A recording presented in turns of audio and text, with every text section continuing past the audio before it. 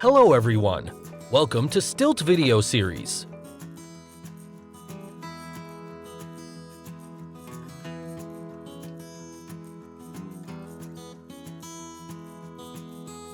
The amount of H1B visas available to foreigners is limited, and goofing up during the application process can ruin your chances of acquiring it. There is a cap of about 65,000 visas available, and although the actual visas administered can reach upwards into the 100,000 range, there are still a lot more applicants than there are visas available. Many people make simple mistakes that destroy their chances of getting an H1B visa, even if they are the perfect candidates. We want you to avoid this, so in order to help you combat the visa woes that so many fall susceptible to, we have written an article warning you about the common blunders people make as they pursue their H1B visa. In this video, we will outline the 5 biggest mistakes you can look out for as you continue on with your process. We wish you luck, and we hope you stay on the lookout for these so you have nothing in the way of getting that H1B visa. 1. Be aware of the H1B visa process and deadlines. Probably the most important piece of information we can give you is your promptiness in getting your H1B application in well before the deadline. The entity that grants H1B visas is called the United States Citizenship and Immigration Services, or USCIS. The USCIS normally starts accepting H1B applications at the start of the fiscal year, which is the first day of April. Unless the first is on the weekend, then the opening would start on the first business day of the month. There is no exact deadline for the visa, however, as soon as the quota is reached, visas stop being granted for the year. In recent years, this has been happening faster than normal, so it's best to get your visa in as soon as possible to avoid filing after the cap has been met. For instance, for the 2018 year, the USCIS started accepting H-1B visa petitions on April 3, 2017, and reached their cap on April 7, 2017, and no longer took any petitions afterward. It is also important to be very aware of the process and how long it actually takes to go through everything with your employers, lawyers, and the entities you need to deal with in order to get your visa. Before you even submit your visa, you need to understand the time it takes to file the respective documents to have a complete H-1B application. Since the application process requires different people to sign off on different things and submit different information, it is important to stay on top of the actual timeline required to have a full application ready to turn into the USCIS. For instance, the Labor Condition Application, or LCA, is an application that your employer and lawyers need to gather together and file with the U.S. Department of Labor, or DOL, in order for you to have a complete package for submission. This takes about 7 days to process, not counting the time it takes for your employers to get around to it and have it ready to go. Companies that do not understand the H-1B process and are new to the procedure might not know about having to register their Federal Employer Identification Number, or FEIN, with the DOL as well. If the employer hadn't done this process in the past, you can tack on an extra 5 business working days to get this done. So follow up with your employer and stay on top of the entire process so that you do not miss your chance of getting your H-1B visa granted. Some companies are small and unaware of everything they have to go through, so it is best you do and provide detail on what the steps are. Other companies are big and need reminders on individual candidates so everything gets processing on time and the deadline is not missed.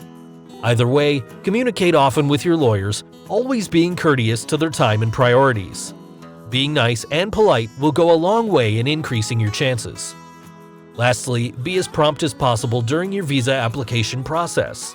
The USCIS uses a random selection process known as the H1B lottery to select the winners, and if your H1B application isn't ready in full at the appropriate time, you might miss your chance at acquiring your H1B visa. The phrase, "the early bird gets the worm," pertains in so many situations in our lives, and it rings true for the H-1B application process as well. 2. Do not apply for multiple H-1B petitions through the employer and its affiliated companies. Sometimes people believe that successfully getting an H-1B visa might come down to a numbers game. The more times you apply, the more times you are in the H-1B lottery and the higher your chances are to get picked. It might seem logical because of the way the process works based on a lottery system. For instance, in a raffle, the more times you buy a ticket, the greater your odds are at winning the prize. For H-1B visas, petitioning more than one time actually has an adverse effect. it can hurt your chances at getting an H1B visa. Although the USCIS does not prevent multiple petitions, they are still aware of the amount of filing being done for a candidate, and more importantly, if the same company is doing the filing. When this happens, a red flag is raised in the USCIS system, and they can immediately deny your chance of getting a visa. This holds true even for affiliate or partner companies that are applying for the same candidate. Although they are not slated as the company you are getting a visa from, they can still catch on to the trick you're trying to pass over their head. It is a sticky road to walk down if you choose to go down this path. We do not condone this in any way, only because we want your chances at getting an H1B visa to increase, not decrease. 3. Do not petition for multiple H1B through different employers. Tricking the system with the numbers game doesn't end with excessive employer or employee H1B petitions. Another case where you can see a similar case of H1B manipulation is during the filing of multiple H1B visa petitions through the employer, vendor, client, or EVC model. How is this different from the previous example? Well, instead of partner or affiliate companies filing for the same candidate, there are cases where two completely different companies file an H1B visa for the same client role and individual. There goes another red flag to the USCIS, and they will try to stop you in your tracks and reject your multiple applications. Try not to figure your way around the system in order to get your H1B visa, and do things honestly and correctly. If you are a truly valuable candidate, you do not want to ruin your H1B opportunity because you risked your chances trying to beat the system. 4. Do not pay the H1B fee yourself. Depending on the company size, the amount of H1B employees a company has, attorney fees, and whether they are in-house or outsourced, and additional optional charges to speed up an H1B application decision, estimated costs for petitioning for an H1B visa can fall anywhere between $1,000 and $4,000 US. Costs can rise even more depending on how the company manages the process. If you want to see the exact prices and fees for a non-immigrant worker seeking an H1B visa, they are outlined in this beautiful chart on the USCIS site. The cost of getting an H1B visa is a big chunk of money that some companies might want to avoid. If your sponsoring employee insists that you should be paying for the visa, please err on the side of caution as you continue dealing with them. It is legally your employer's obligation to pay for this fee, and if the USCIS finds out that you paid for it out of your pocket, you can say goodbye to your chances at getting an H1B visa. The USCIS expects all to abide by the proper rules set by their process, and when they catch on to delinquent acts, they respond with ending your chances at receiving an H1B visa. Keep in mind, though, to get a decision on your visa within 15 days of submitting your application, you, as the employee, can pay the extra $1,225 US it takes to do so. This is entirely up to you, depending on where you are in the timeline of your visa application and how anxious you are to have a reply. The company might offer to pay the fast processing fee depending on how they deal with H1B petitions. Each company is different, so be sure to bring these questions up with lawyers and employers during the hiring process. 5. Do not petition for an H1B visa with an employer that does not meet the requirements to grant you this kind of visa.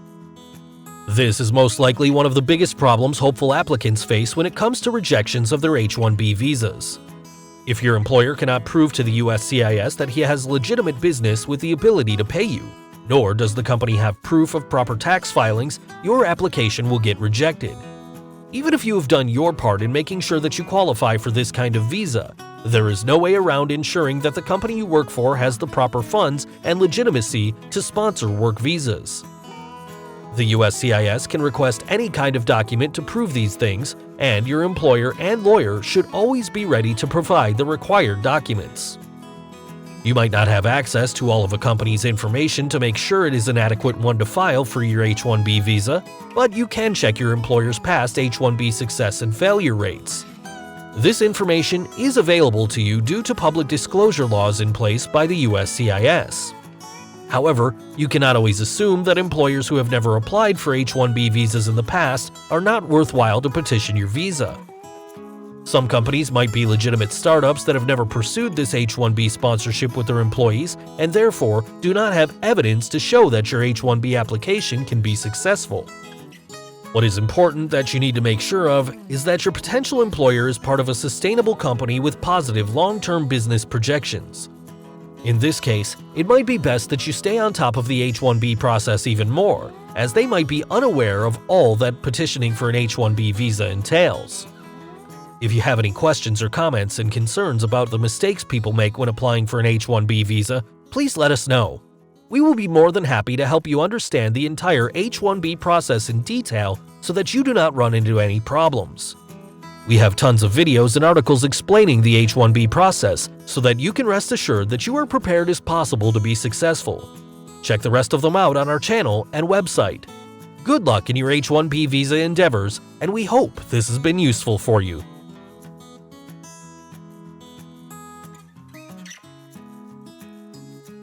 We hope this video has been helpful to you. At Stilt, we provide financial services for immigrants and the underserved. Subscribe to our channel and visit stilt.com for more details.